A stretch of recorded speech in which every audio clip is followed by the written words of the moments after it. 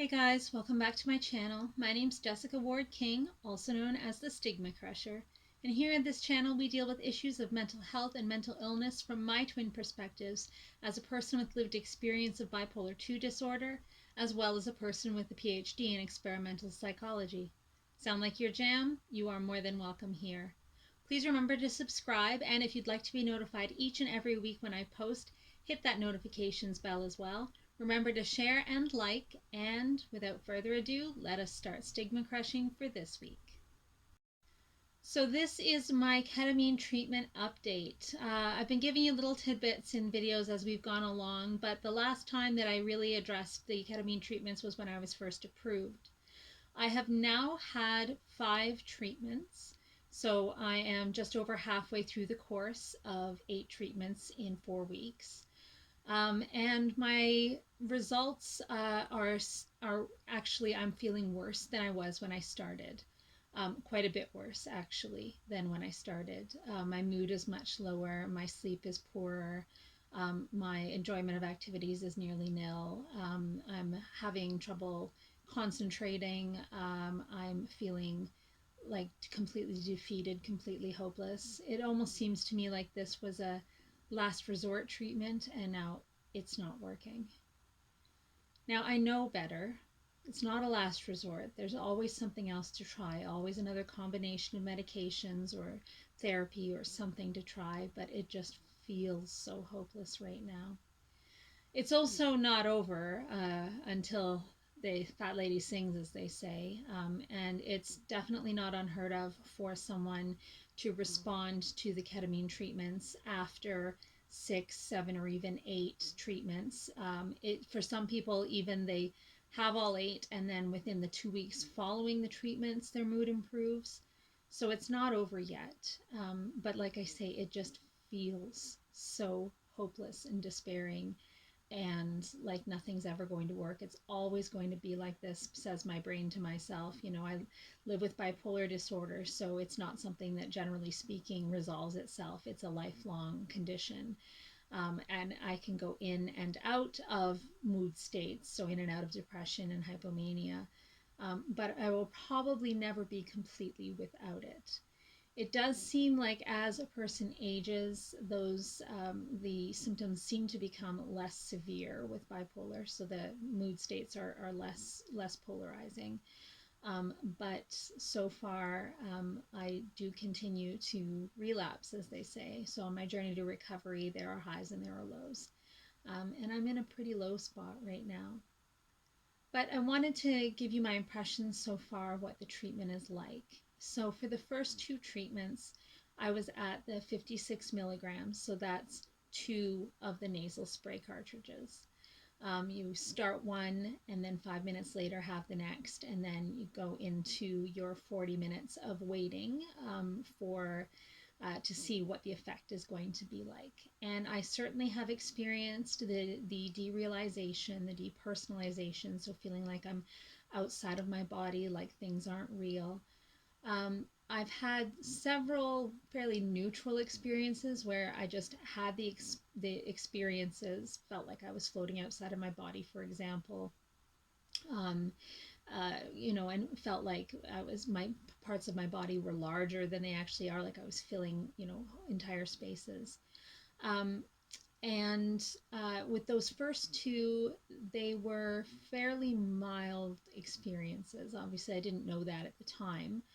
But on the 3rd treatment, I increased to the maximum dose, which is 84 milligrams or 3 of the nasal spray cartridges. And when I did that, I've had much more intense experiences. One of my experiences had a primarily anxious valence. So it wasn't a very pleasant experience. I was extremely anxious. My blood pressure went right way up. They come in to check your blood pressure about 40 minutes after your first dose, and at that time I was experiencing significant anxiety I couldn't seem to shake myself out of. So that was very unpleasant, but I was able to obviously stay with it through the whole treatment. I knew where I was. I knew that it wasn't going to last forever. It was just not that pleasant. My fourth experience was much more pleasant, a feeling of being the universe rather than being in it. So on that particular occasion, I was able to glimpse, why someone might take this medication, but for recreational purposes, just because the experience was a little bit more positive than my other experiences. But so far, despite having this depersonalization and derealization, I don't lose the thread completely. Time does seem to slow down. I feel like I'm in there forever, when in fact, I'm not. You stay for 2 hours after the initial nasal spray. They're required to keep you for 2 hours. Longer if you need it, but I haven't needed it so far. Since I increased to the 84 milligrams, I've also had increased nausea, and so they've been giving me a Danzatron or Zofran, before the treatment and after as well for my car ride home.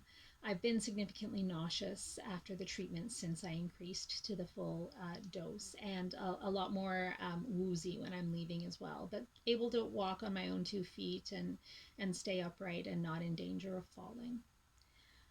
In terms of other side effects, I've had some headache, but I struggle with chronic migraines, so that's not altogether that surprising. And the migraines haven't been as bad. After the first treatment, they were, but there were a lot of influences there on that one. So since then, the migraines and headaches haven't been any worse than they normally are, which is a relief. It makes it a lot easier to take. But I did notice that this dip in mood happened almost immediately after the first treatment. And it's not that unheard of. I mean, there are a lot of expectations when going into a new treatment. And even though I, again, know better that I shouldn't expect a response right away, some people do respond to ketamine treatments immediately with an antidepressant effect. I have not been one of those people, but I know that that's fairly rare. It's not the expectation. And yet still, I'm also aware of that placebo effect, but also of the, that not getting an effect and expecting one, and that having a significant impact on my mood. There's also the issue of that sometimes energy can increase even though the mood valence isn't actually increasing, and so you have more energy but with a lower mood, and that can make it seem much worse. It's almost like a mixed state, which can be much worse than unipolar depression, where your energy is also very low and you just don't have the energy to think about it or do anything. That doesn't seem to be what I'm experiencing. My energy has not increased, at least not that I've noticed, but that's another explanation for what might happen when you start a treatment and don't see an initial antidepressant response, but it's having some effect on some parts of your system. The pharmacist that administers these treatments also told me that in his clinical experience, sometimes because ketamine is a big shakeup for the brain, one that it hasn't had before. So I've never taken medications or street drugs that have affected my glutamate system. And so with the brain getting this big shakeup, it doesn't know whether it's coming or going, and that can make the mood state feel a lot worse. One thing to consider, that my own psychiatrist mentioned, at least there is some change. Something is happening. And so there's still hope that, even though the mood is worsening at first, that because there's an effect on mood, there's an obvious effect, that I may respond positively to it as well in the days to come. So that's kind of where I'm at. The way that I do these treatments, so I did get myself a weighted blanket, a nice warm cozy one, because the rooms can be kind of cool, especially this time of year in Canada. So I've got a nice big cozy weighted blanket. I've got a nice cozy padded eye mask as well that keeps the light out. So there's a low light going on in the treatment rooms, those Himalayan rock salt lamps, so that when the nurse comes in to check blood pressure and so on, there's some light in there for that. So I use my mask to kind of keep out the light. I've got my earphones in, a very calming, soothing playlist, something that I'm very familiar with, that I can just, listen to and enjoy as best I can. I try just to experience the experience that I'm having, just to go with it, to feel it, to I've been trying not to editorialize too much, so not to narrate it in my mind and try to make decisions about the experience while I'm having it. I try just to have it. And then, and it lasts, the peak of the experience is about 40 minutes in for me, and it lasts anywhere from 60 to 80 minutes for me. So in kind of the last half hour that I'm sitting there in the quiet, darkened room, I try to go over in my mind what's just happened and how would I evaluate it, and would I say it's positive or negative, and what kind of effects did I have? Because they do ask that afterwards. I fill in a mood report before I go in and one after the treatment, and also they ask about the experience of depersonalization and derealization and time lapses and things. So I do spend that last half hour once I'm out of the initial acute effects of the esketamine. I try to evaluate the situation for myself. And I'm not saying that's the right way to do it, or the only, certainly not the only way to do it, but it is the way that I have been doing it. So I would be happy if anyone else has had this experience. If you want to comment down below how you approached the experience of the ketamine or esketamine treatments, and how you went with the feeling of depersonalization and derealization, or not. I haven't gone into what they call the K-hole, so like a really negative experience or a really extreme experience where I'm hallucinating and don't know where I am and can't ground myself. I'm hoping that I don't have that experience, quite frankly. Doesn't sound that fun to me. But so I haven't yet had that, and I go back again for well, by the time this is posted, it'll be my last two treatments. So I'm filming this before my treatment on Thursday, and I have two more next Monday and Thursday. So I will update you by the time the end of my treatment happens, and what I'm seeing, and hopefully by then, hopefully there will be an antidepressant effect, that I will respond well to the treatment. As I mentioned earlier, it's about 50-50. So half the people that take this treatment have a recognizable and significant antidepressant effect, half do not. Now my depression brain is telling me that I'm definitely going to be in one of the half that does not, because I'm always in one of the half that does not, and nothing ever works, and so on and so forth. That's just the depression in me talking. But realistically, statistically speaking, 50% will respond. And again, since I'm obviously responding to something, there is hope that I will have that positive antidepressant effect. The one thing I am noticing, that the way that I'm doing it by, not evaluating the situation while I'm in the ketamine induced dissociative state, but evaluating it afterwards, sometimes I find that my thoughts go to anxious or depressive places. And so I can actually, during the experience, get quite low mood, to the point that the nurse is asking, what's the matter? And so I feel like there's something I could be doing differently here. Now, they say that the experience of dissociation is not required for the antidepressant effect. Some people don't have a very strong dissociation, and that doesn't mean you're not going to respond. But also, this is not one of those treatments that relies on having a therapist guide you through the experience. So it's really meant for pharmacological reasons, for the change in brain and brain systems that happen with esketamine going to your brain and your synapses and the glutamate system.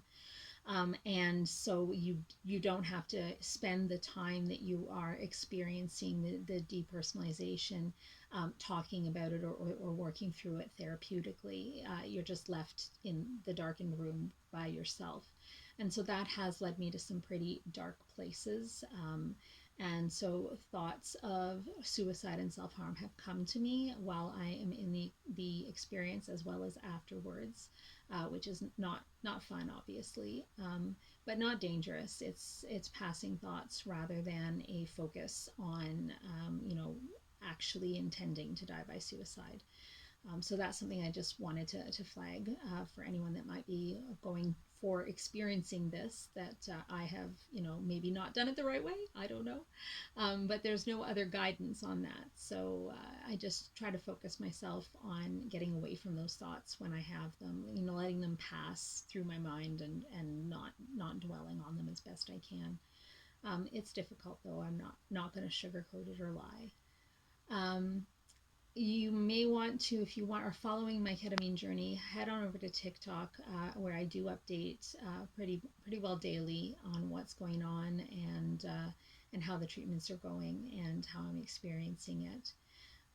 But as I said, I will update you here as well once the treatments are over and we decide whether it's having an antidepressant effect or not, and whether I need to continue to go for boosters, or whether I'm just going to stop the treatments altogether and look for another treatment plan. So that is where I'm at right now. I do welcome questions as well about this journey that I'm on, and I'll be as open and honest as I can be with you. So please do comment down below. Don't be shy.